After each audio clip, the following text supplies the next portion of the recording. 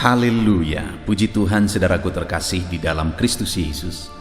Salam sejahtera bagi setiap saudara yang sedang mendengarkan video renungan di pagi hari ini. Bersyukur di sepanjang malam Tuhan telah menyertai kita dengan damai sejahteranya saudara.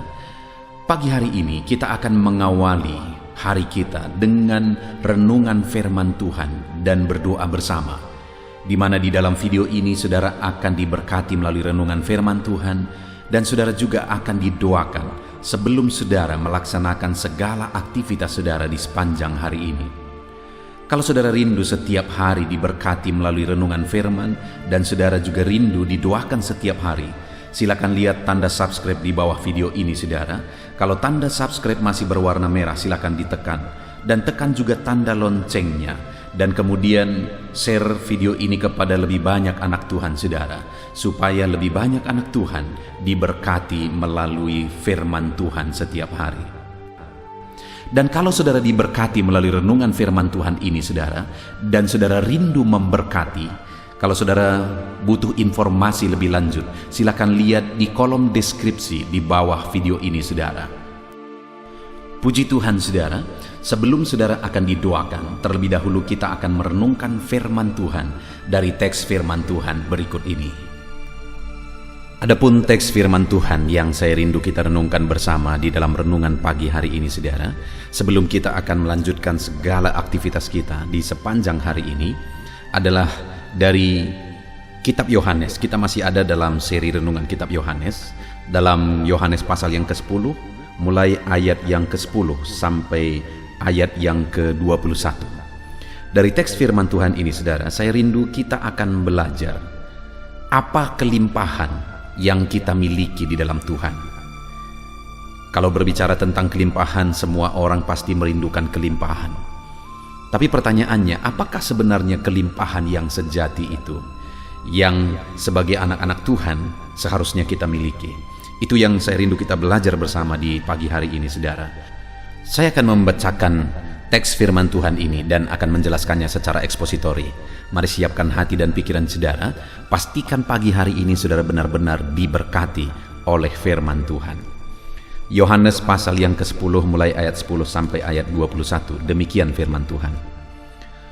Pencuri datang hanya untuk mencuri dan membunuh dan membinasakan. Aku datang supaya mereka mempunyai hidup dan mempunyainya dalam segala kelimpahan. Akulah gembala yang baik. Gembala yang baik memberikan nyawanya bagi domba-dombanya. Sedangkan seorang upahan yang bukan gembala dan yang bukan pemilik domba-domba itu sendiri, ketika melihat serigala datang, meninggalkan domba-domba itu lalu lari, sehingga serigala itu menerkam dan mencerai-beraikan domba-domba itu. Ia lari karena ia seorang upahan dan tidak memperhatikan domba-domba itu. Akulah gembala yang baik, dan aku mengenal domba-dombaku, dan domba-dombaku mengenal aku. Sama seperti Bapa mengenal aku, dan aku mengenal Bapa, dan aku memberikan nyawaku bagi domba-dombaku. Ada lagi padaku domba-domba yang lain, yang bukan dari kandang ini. Domba-domba itu harus kutuntun juga, dan mereka akan mendengarkan suaraku, dan mereka akan menjadi satu kawanan dengan satu gembala. Bapa mengasihi aku oleh karena aku memberikan nyawaku untuk menerimanya kembali. Tidak seorang pun mengambilnya daripadaku, melainkan aku memberikannya menurut kehendakku sendiri. Aku berkuasa memberikannya dan berkuasa mengambilnya kembali. Inilah tugas yang kuterima dari Bapakku. Maka timbullah pula pertentangan di antara orang-orang Yahudi karena perkataan itu. Banyak di antara mereka berkata, "Ia kerasukan setan dan gila. Mengapa kamu mendengarkan dia?" Yang lain berkata, "Itu bukan perkataan orang yang kerasukan setan. Dapatkah setan memelekkan mata orang-orang buta?" Puji Tuhan saudara, konteks dari firman Tuhan yang telah dibacakan kepada setiap saudara adalah di mana Yesus menyatakan dirinya sebagai gembala, dan murid-muridnya, orang-orang yang mengikut dia gambarkan sebagai domba-dombanya. Dan kemudian di ayat yang ke-10 saudara, dia berkata pencuri datang hanya untuk mencuri dan membunuh dan membinasakan. Aku datang supaya mereka mempunyai hidup dan mempunyainya dalam segala kelimpahan. Yesus datang sebagai gembala bagi setiap umat-umatnya. Dan dia datang supaya umat-umatnya mempunyai hidup dan mempunyainya dalam segala kelimpahan. Pencuri datang hanya untuk mencuri dan membunuh dan membinasakan. Ada berbagai tafsiran tentang pencuri, saudara. Ada yang berkata itu adalah setan. Ada yang berkata bahwa itu adalah gambaran dari gembala-gembala yang tidak bertanggung jawab, menggambarkan orang-orang Farisi dan sebagainya. Tetapi yang saya mau tekankan di sini adalah Yesus sendiri, dia datang berperan sebagai gembala. Dia menyatakan dirinya sebagai gembala yang baik, yang dia datang supaya umat-umatnya mempunyai hidup dan mempunyainya dalam segala kelimpahan. Yesus datang bagi saya dan saudara supaya kita mempunyai hidup dan mempunyai hidup dalam segala kelimpahan. Kalau berbicara tentang kelimpahan, mungkin orang akan langsung berpikir tentang materi, tentang harta, tentang kekayaan. Ya, mungkin harta kekayaan adalah bagian dari kelimpahan. Tapi menurut saya, di dalam iman terlalu rendah kalau kelimpahan itu hanya diukur berdasarkan kekayaan, berdasarkan kelimpahan materi. Karena kalau hanya itu kelimpahan, itu sifatnya hanya sementara, dan orang-orang yang gak bertuhan juga mereka bisa mengalami itu. Dan itu semuanya kehampaan, saudara, semuanya akan lenyap. Baik kita memiliki itu. Saya berdoa saudara diberkati, saudara menjadi orang kaya, saudara menjadi orang yang diberkati. Tetapi bukan itu kelimpahan yang sesungguhnya. Kita mau lihat di sini, apa yang dimaksudkan Yesus sebenarnya bahwa dia datang supaya kita mempunyai hidup dan mempunyai hidup dalam segala kelimpahan. Ketika di ayat 10 dia berkata bahwa dia datang supaya kita mempunyai hidup dan mempunyainya dalam segala kelimpahan. Ayat 11 dia mulai jelaskan, akulah gembala yang baik. Gembala yang baik memberikan nyawanya bagi domba-dombanya. Sedangkan seorang upahan yang bukan gembala dan yang bukan pemilik domba-domba itu sendiri, ketika melihat serigala datang, meninggalkan domba-domba itu lalu lari, sehingga serigala itu menerkam dan mencerai-beraikan domba-domba itu. Ia lari karena ia seorang upahan dan tidak memperhatikan domba itu. Yang Yesus tekankan di sini bahwa domba-domba itu ada kecenderungan menghadapi bahaya, di mana domba itu digambarkan di sini sebagai makhluk yang lemah sebenarnya. Ada serigala yang bisa menerkam dia. Jadi domba itu membutuhkan perlindungan. Dan Yesus berkata, akulah gembala yang baik bagi domba-dombanya. Dan dia berkata, dia bukan hanya melindungi domba-dombanya, bahkan dia berkata bahwa nyawanya pun dia berikan bagi domba-dombanya. Lihat saudara, Yesus menegaskan bahwa kelimpahan yang dia maksudkan adalah di mana ketika dia menjadi gembala bagi umat-umatnya, bagi domba-dombanya, maka domba-dombanya akan mengalami kelimpahan. Dan kelimpahan yang dia maksudkan adalah di mana dia sebagai gembala menyerahkan nyawanya pun bagi domba-dombanya. Artinya dia rela mati, dia serahkan nyawanya demi keselamatan, demi terlindunginya domba-dombanya.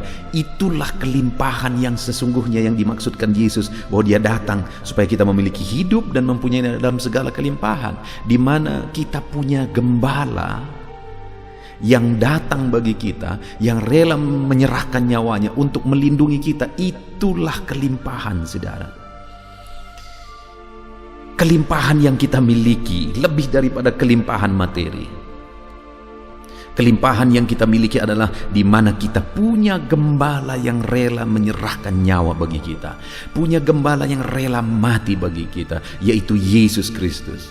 Dan kematiannya itu adalah untuk menebus dosa kita. Adakah yang lebih mahal dari itu, saudara?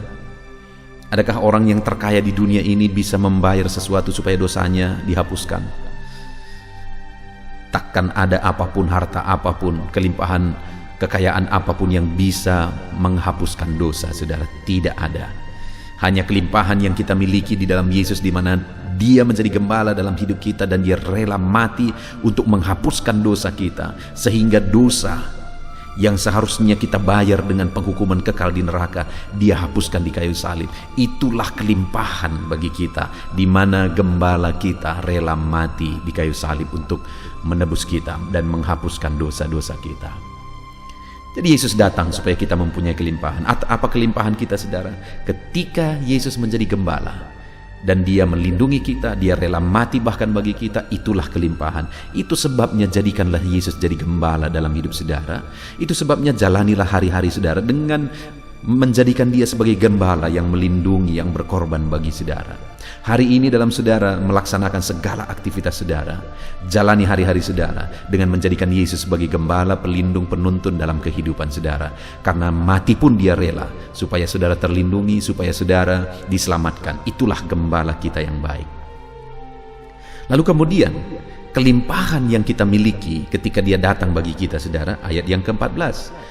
Akulah gembala yang baik, dan aku mengenal domba-dombaku, dan domba-dombaku mengenal aku, sama seperti Bapa mengenal aku dan aku mengenal Bapa, dan aku memberikan nyawaku bagi domba-dombaku. Saudara, hal kedua yang Dia tegaskan di sini adalah bahwa Dia gembala yang baik bagi domba-dombanya, dan Dia mengenal domba-dombanya, domba-dombanya mengenal Dia.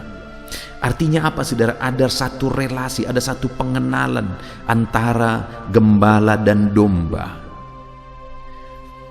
Ada pengenalan. Tuhan mengenal domba-dombanya. Dia tahu segala sesuatu tentang domba-dombanya. Dia tahu masalah yang dihadapi domba-dombanya. Dia tahu penyakit dari domba-dombanya.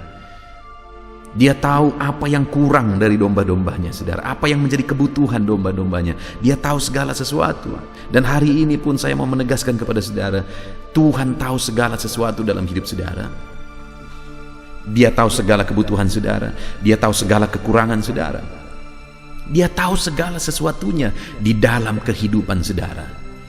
Dan Dia mau mencukupkan, Dia mau menyediakan, Dia mau memulihkan atas segala sesuatu yang Dia tahu tentang hidup saudara. Bukankah itu kelimpahan yang tidak bisa dibayar dengan materi?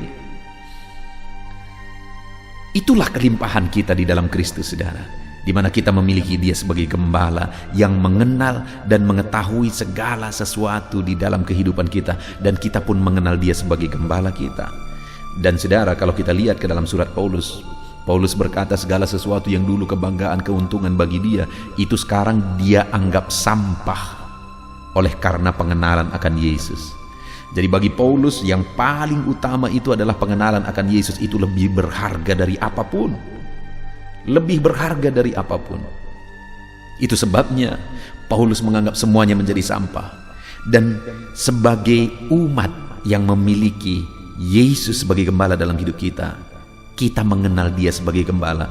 Itu kelimpahan, saudara. Kalau hari ini saudara memiliki Yesus sebagai gembala dalam hidup saudara, Dia mengenal saudara dalam segala sesuatunya, dan saudara bisa mengenal Dia sebagai gembala dalam hidup saudara. Itu kelimpahan, lebih daripada kelimpahan apapun. Lalu kemudian yang terakhir, saudara, ayat 16 Dia berkata, ada lagi padaku domba-domba lain yang bukan dari kandang ini. Domba-domba itu harus kutuntun juga, dan mereka akan mendengarkan suaraku, dan mereka akan menjadi satu kawanan dengan satu gembala. Ada lagi padaku domba-domba yang lain, katanya, yang bukan, yang dimaksudkan di sana sebenarnya adalah non-Yahudi, bangsa bukan Yahudi, termasuk saya dan saudaralah itu. Dan dikatakan bahwa itu pun akan dituntun juga. Artinya apa, saudara? Yang tidak layak, yang bukan masuk hitungan, dilayakkan dan dituntun, akhirnya menjadi satu kawanan. Artinya apa? Kelimpahan yang kita miliki di dalam Yesus adalah di mana kita yang bukan bagian dari orang-orang umat pilihannya, kita yang di luar dari kawanan itu, tetapi kita dilayakkan. Kita dilayakkan dan kita dituntun menjadi satu kawanan. Akhirnya kita layak menjadi umat Tuhan, layak menjadi orang tebusannya.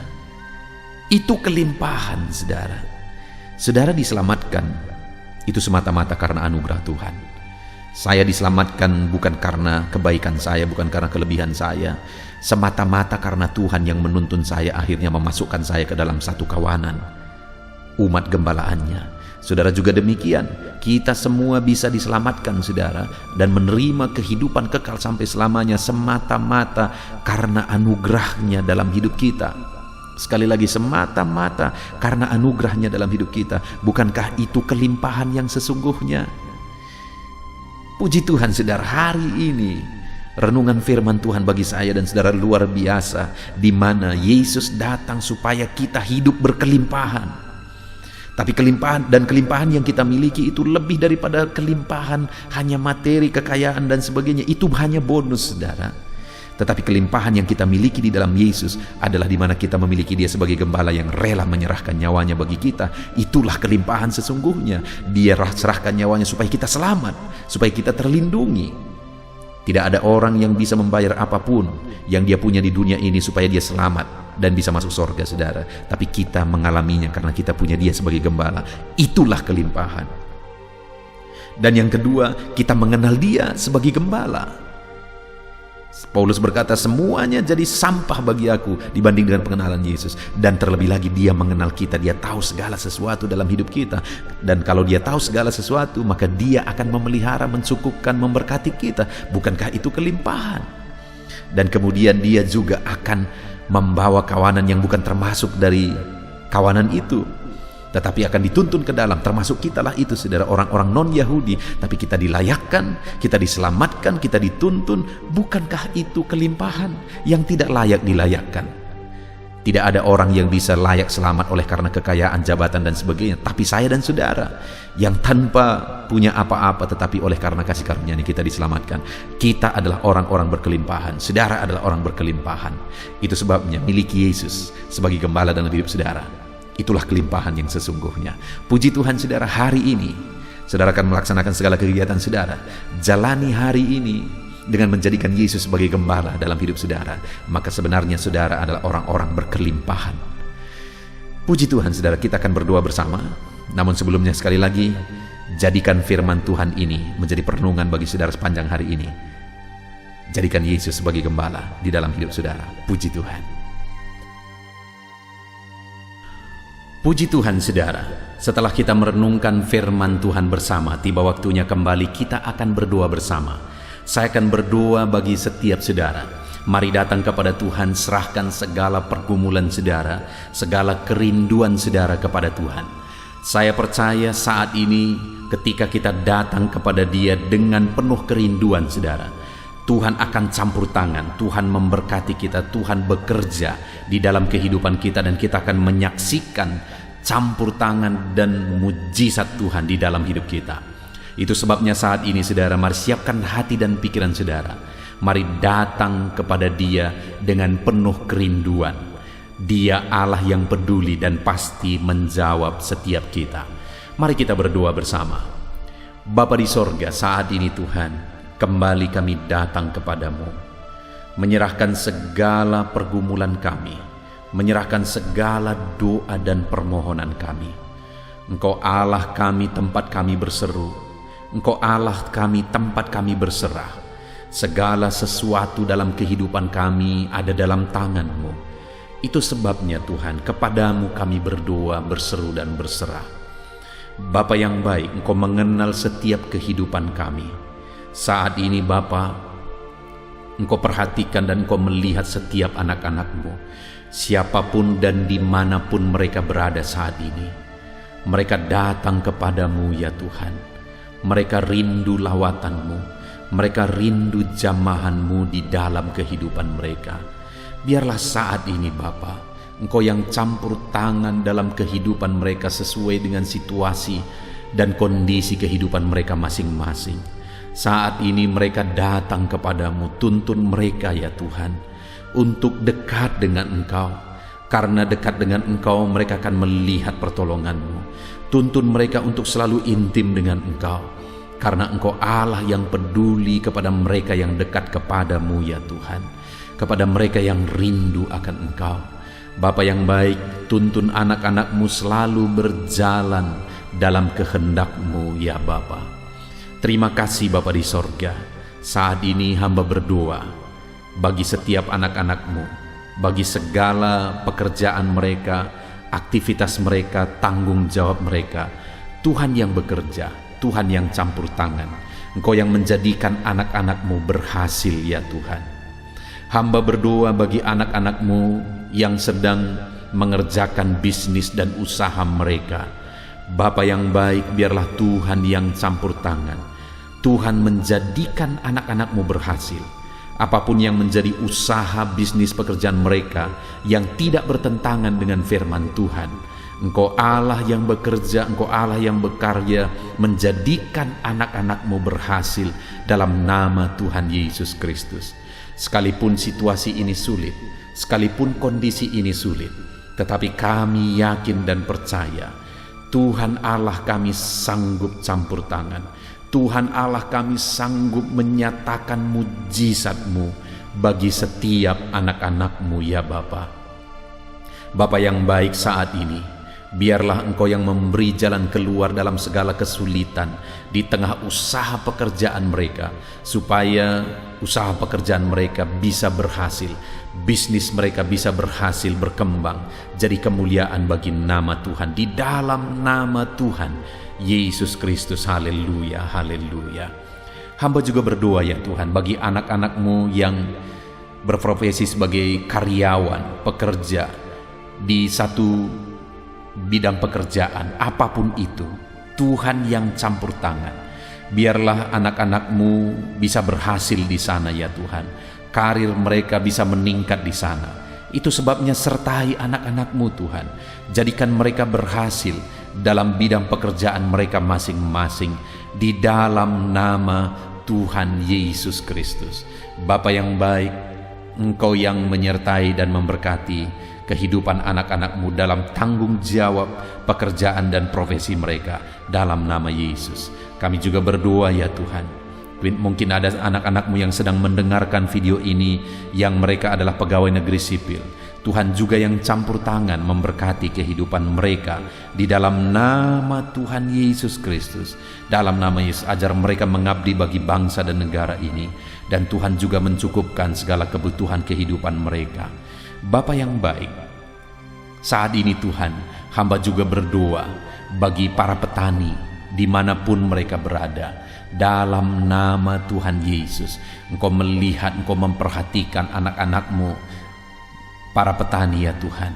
Tuhan memberikan keberhasilan dalam pertanian mereka, dalam nama Yesus Kristus. Dan Bapa yang baik, biarlah Engkau yang bekerja sehingga mereka bisa mengalami berkat-berkat-Mu dengan mereka berprofesi sebagai petani. Kami juga berdoa bagi anak-anak-Mu yang menjalankan pekerjaan sebagai pedagang. Berkati bisnis dagang mereka dalam nama Tuhan Yesus Kristus. Engkau Allah yang sanggup, Engkau Allah yang campur tangan, menjadikan anak-anak-Mu berhasil dalam bisnis, dagang, dan pekerjaan mereka. Tuhan bekerja, Tuhan yang campur tangan, dalam nama Yesus Kristus. Saat ini Bapa, apapun aktivitas dan pekerjaan anak-anak-Mu yang tidak disebutkan saat ini, tetapi Engkau Allah yang tahu, Engkau Allah yang peduli. Berkati segala pekerjaan anak-anak-Mu, jika itu tidak bertentangan dengan firman-Mu ya Tuhan, di dalam nama Tuhan Yesus Kristus. Dalam nama Yesus, jadikan anak-anak-Mu menjadi orang-orang yang bertanggung jawab. Mereka melakukan yang terbaik di dalam kehidupan mereka, dalam nama Yesus. Dan Engkau yang menyertai mereka, ajar mereka mengandalkan Engkau dalam segala usaha pekerjaan yang mereka lakukan, dan Tuhan memberkati mereka. Jadikan mereka berhasil dalam segala usaha pekerjaan profesi mereka, dalam nama Tuhan Yesus Kristus. Haleluya. Saat ini Bapa, hamba berdoa, mungkin ada anak-anak-Mu yang sedang ada dalam beban berat, sedang ada dalam masalah dan persoalan. Engkau yang tahu, dalam nama Yesus. Saudara, saat ini, saudara yang sedang berbeban berat, angkat tangan saudara kepada Tuhan. Dengan penuh penyerahan, biarkan Tuhan mengangkat segala beban dan persoalan saudara. Dalam nama Yesus, apapun yang menjadi beban, persoalan yang menindih kehidupan anak-anak-Mu, Tuhan ulurkan tangan-Mu, Tuhan mengangkat segala beban dan persoalan kehidupan anak-anak-Mu. Di dalam nama Tuhan kami Yesus Kristus, Engkau Allah yang berkuasa, Engkau Allah yang ajaib, Engkau Allah yang sanggup. Dalam nama Tuhan Yesus Kristus, nyatakan kuasa-Mu, nyatakan mujizat-Mu, nyatakan campur tangan-Mu. Dalam nama Yesus, Engkau Allah yang mengangkat segala beban persoalan anak-anak-Mu ya Bapa. Dalam nama Tuhan Yesus Kristus. Bahkan saat ini Bapa, hamba berdoa, jika ada anak-anak-Mu yang sakit, Engkau Allah yang berbelas kasihan, ulurkan tangan-Mu bagi anak-anak-Mu yang sedang sakit saat ini. Saudara-saudara, jika ada saudara yang sedang sakit, angkat tangan kanan saudara kepada Tuhan, taruh tangan kirimu di dadamu, dan datang kepada Tuhan dengan penuh penyerahan. Hamba berdoa dalam nama Tuhan Yesus Kristus, Engkau Allah yang mengulurkan tangan, Engkau Allah yang menjamah anak-anak-Mu yang sakit. Di dalam nama Tuhan kami Yesus Kristus, dalam nama Tuhan Yesus Kristus. Haleluya, haleluya, haleluya. Bapa yang baik, Engkau yang mengangkat segala beban persoalan dan penyakit anak-anak-Mu, supaya mereka bisa efektif dan maksimal dalam bekerja, dan kehidupan mereka bisa menjadi berkat bagi banyak orang. Dalam nama Tuhan Yesus Kristus, dalam nama Tuhan Yesus Kristus. Haleluya. Bapa yang baik, saat ini hamba berdoa bagi anak-anak-Mu yang saat ini Tuhan sedang ada dalam kesulitan karena kekurangan. Bapa yang baik, Engkau Allah yang mengulurkan tangan-Mu, Engkau Allah yang mencukupkan, baik itu untuk kebutuhan hidup mereka, baik untuk modal mereka, atau apapun yang mereka butuhkan saat ini. Tuhan, Engkau Allah yang bekerja, Engkau Allah yang menyediakan, Engkau Allah Jehovah Jireh, Engkau sanggup menyediakan segala kebutuhan kami.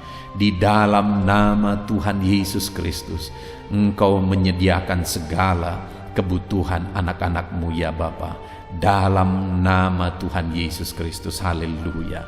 Dan saat ini Tuhan, hamba juga berdoa, berkati keluarga-keluarga anak-anak-Mu.